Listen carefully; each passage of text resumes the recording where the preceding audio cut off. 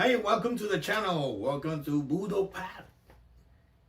Hi everybody and welcome to the channel. I'm here guys for another reaction and I'll be checking today on the style of karate versus the style of taekwondo.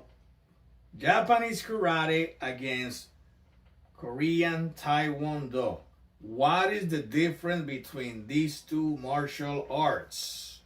What are their origins? How they implement this? How popular they are?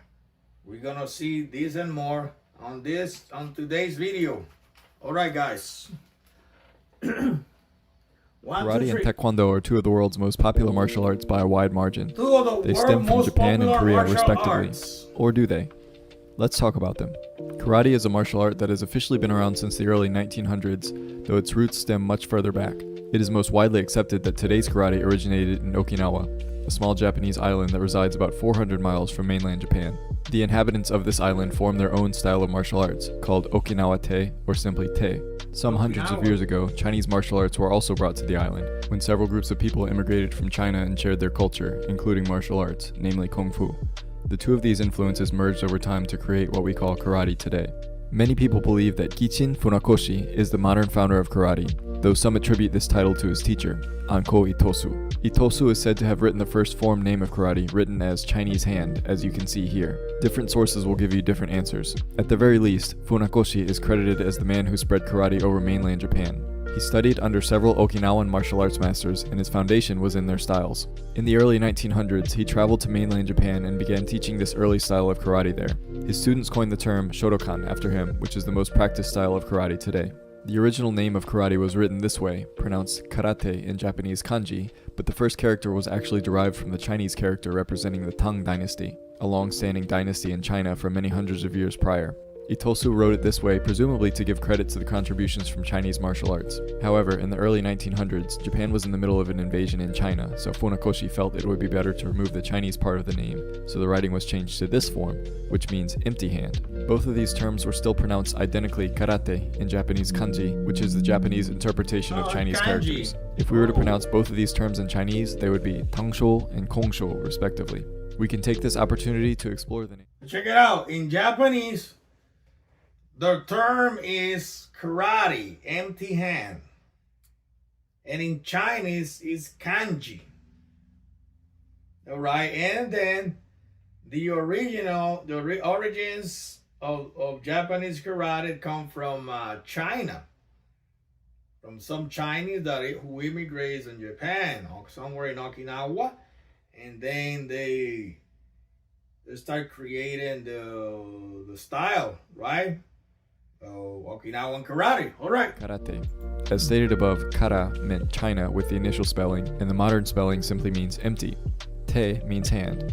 You may have also heard it called karate do before. The do suffix is a common ending across many martial arts, like taekwondo or judo for instance. This means path or way, signifying the martial art is meant to be a journey and lifestyle as opposed to just a temporary or part-time activity. In total, the modern spelling of karate do means the way of the empty hand. Since its inception, karate has spread across the world and become one of the most popular martial arts that people practice. It has been divided into many styles, focusing on different aspects of the art.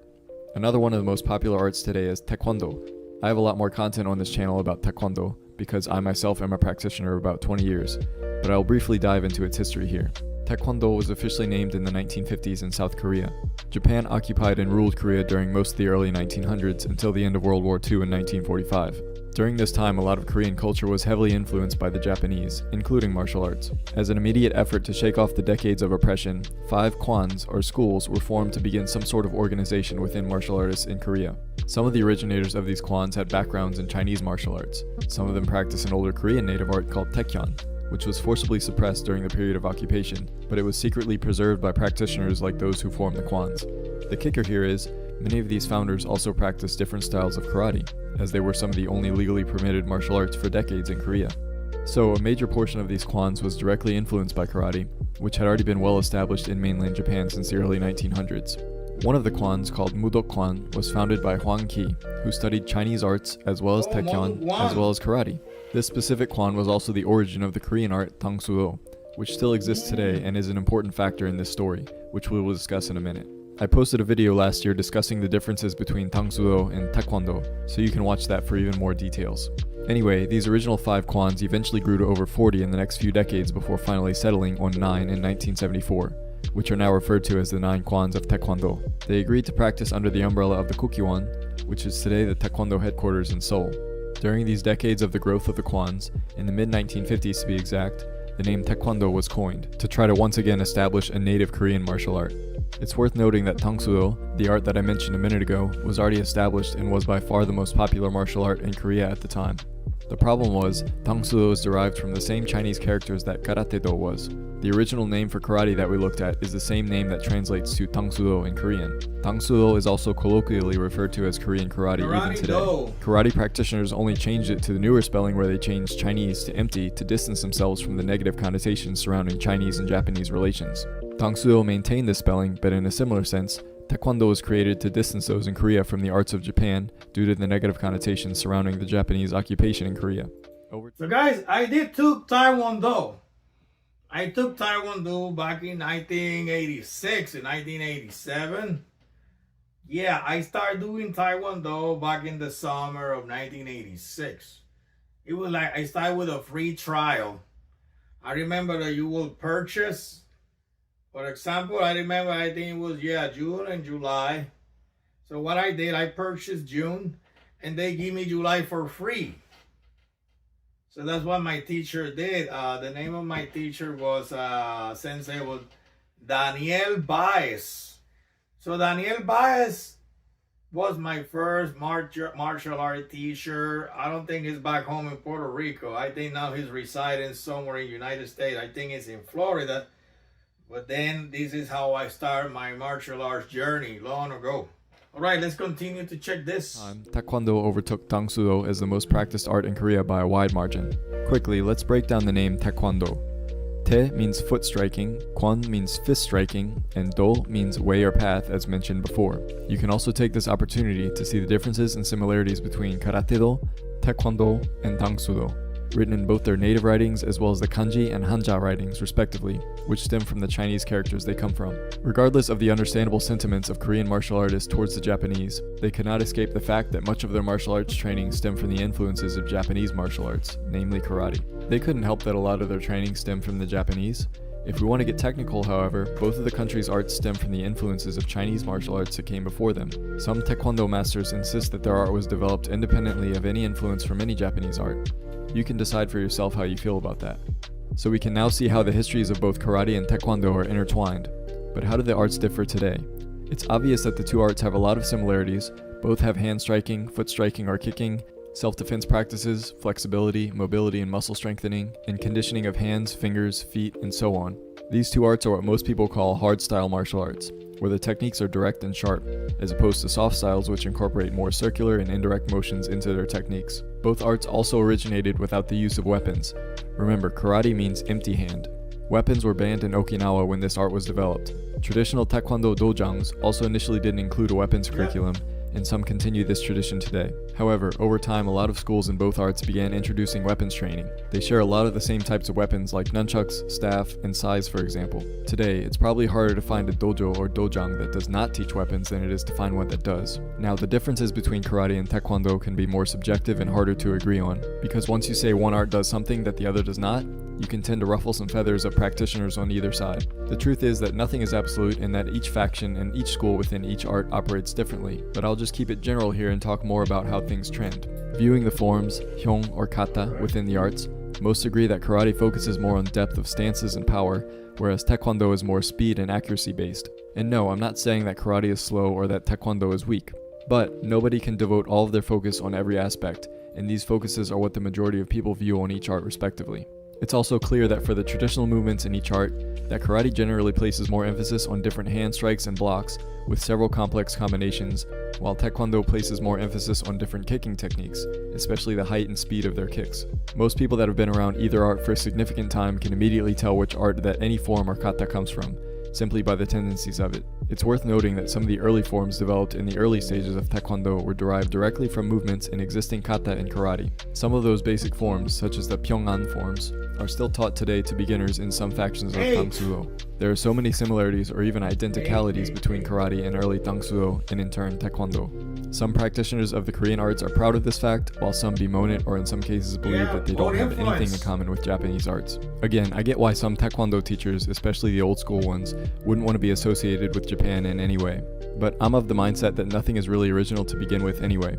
Everything has to come from somewhere. We can only introduce different perspectives to what already existed on Earth before us. Both karate and taekwondo were developed from Chinese influences in each country dating back generations. That doesn't take anything away from what the originators of the modern arts were able to impart into them. I think it's cool to see the connections between the arts and their common origins, and then how they individually branched out and grew into their own thing. I think each art serves its own purpose today, and that one is not better than the other. I prefer to view each as fitting better to certain individuals, while the other can cater better to others. I hope you learned something from this video or gain new perspective in some way. If you practice either of these arts or have anything to add to what I said, please share in the comments below.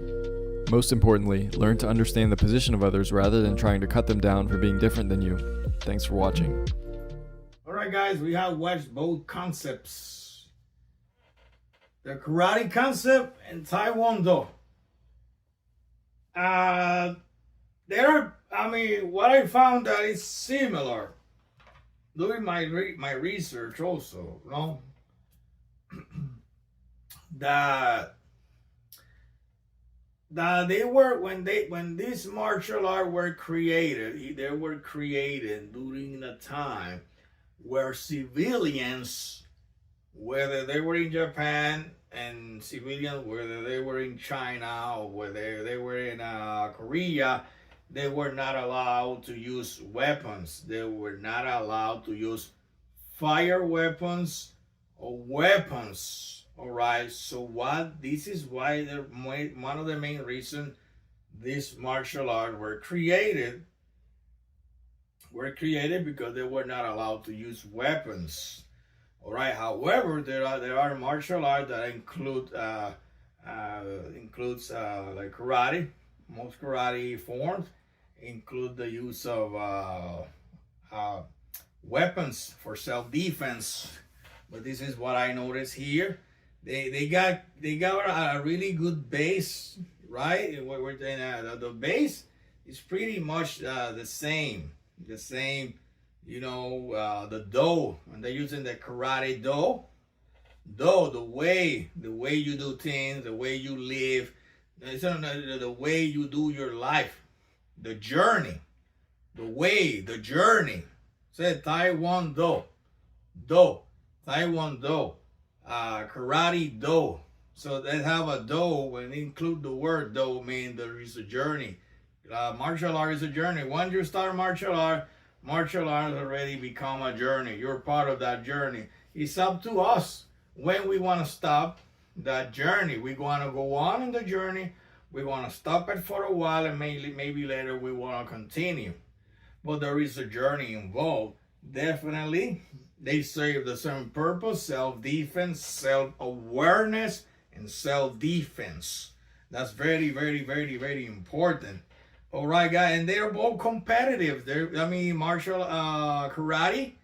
I've been in karate tournaments. I have witnessed karate tournaments. Also been in Taekwondo tournaments, and they're both sports. Karate is in sport.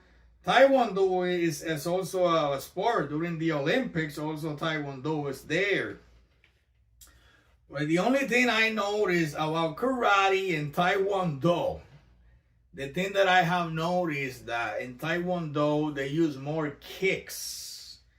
They don't use too much punches and strike. They do have some punches and strikes, but they're more based on kicks, on very powerful kick, jumping kick, turning kick, roundhouse kick.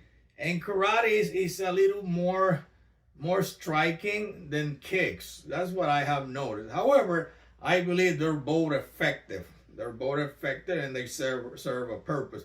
Guys, thank you for allowing me to make a reaction and get to know a little more about what is the difference between karate and taekwondo. And it's also, guys, about how much you practice, how much you dedicate yourself into the martial arts, how much you dig into it. All right? Take care and share your comment, and I'll see you soon. Bye.